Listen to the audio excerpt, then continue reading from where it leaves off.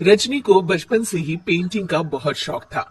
वो हमेशा से ही पेंटर बनना चाहती। उसकी माँ और पिताजी ने उसको कभी भी इस चीज के लिए सपोर्ट नहीं किया और उसकी शादी नीरव से हो गई।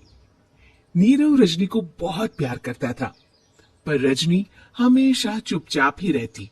वो इस शादी से खुश नहीं थी। वो ये शादी नहीं करना चाहती थी। उसे तो हमेशा से पेंटर जो बनना था। अपने इस सपने को वो नहीं पूरा कर पाई, इसलिए वो हमेशा उदास रहती थी। रजनी, बहुत ही बढ़िया फिल्म लगी है, कल देखने चले? नहीं जी, कल मुझे बहुत काम है, मैं नहीं जा पाऊंगी। अच्छा तो कोई बात नहीं, संडे को चलते हैं। देखिए, मुझे फिल्म देखना पसंद नहीं है, आपको जाना है तो चले जाइए। नीरू को मना करके रजनी वहां से चली जाती है और अपने बैग को खोलकर उसमें बंद पड़े ब्रश और कलर्स को देखकर रोने लगती है। रजनी, चलो ना कहीं बाहर खाने चलते हैं, कुछ तुम्हारी पसंद का। जी मुझे नहीं जाना, मेरी तबीयत ठीक नहीं है। रजनी वहां से चली जाती है।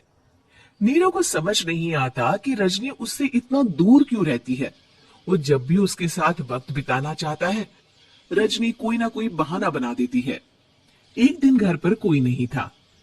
रजनी घर का सारा काम जल्दी से खत्म कर लेती है। घर पर अकेले होने के कारण वो सोचती है कि वो आज पेंटिंग करेगी। वो अपने कमरे में जाकर पेंट ब्रशेस और कलर्स निकालकर जैसे ही कलर मिक्स कर रही होती है कि दरवाजे पर बेल बज जाती है। अब कौन आ गया इस वक्त? इतनी मुश्किल से तो मुझे पेंट करने का मौका मिला है। रजनी दरवाजा खोलती है तो उसकी सास अपनी सहेलियों के साथ खड़ी होती है और सब घर के अंदर आ जाते हैं। अरे बहू, सबको शरबत बनाकर पिला दे, बाहर तो बड़ी गर्मी है। उफ। जी। रजनी पेंट ना कर पाने से उदास हो जाती है।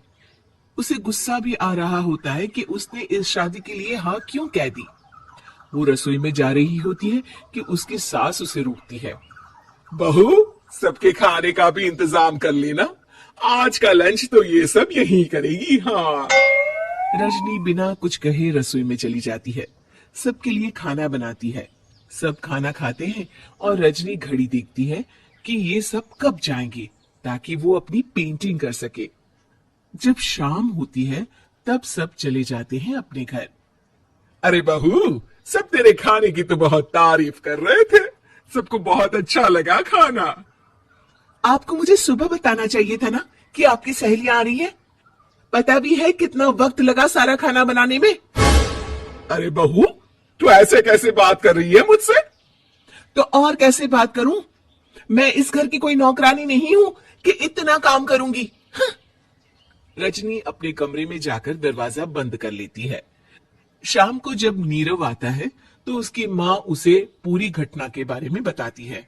क्या रजनी ने आपसे इस तरह बात की माँ? हाँ, और पता नहीं उसे क्या हो गया है, शाम से बाहर भी नहीं आई है। मैंने तो कई बार आवाज दी, खाना भी नहीं खाया उसने।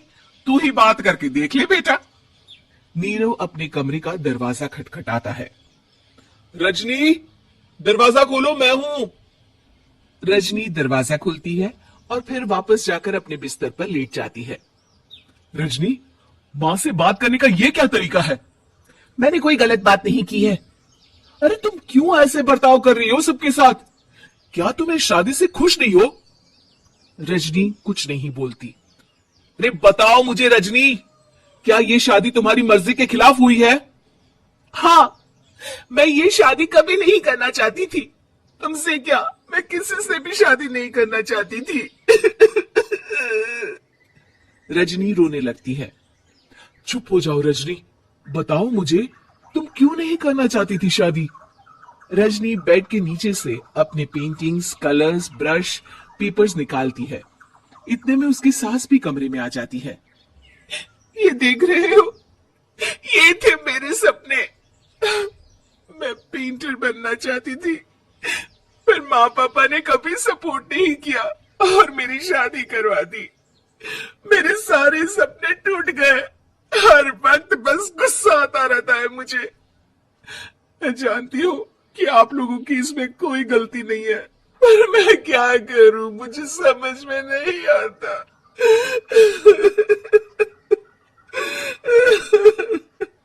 रजनी फूट फूट कर रोने लगती है।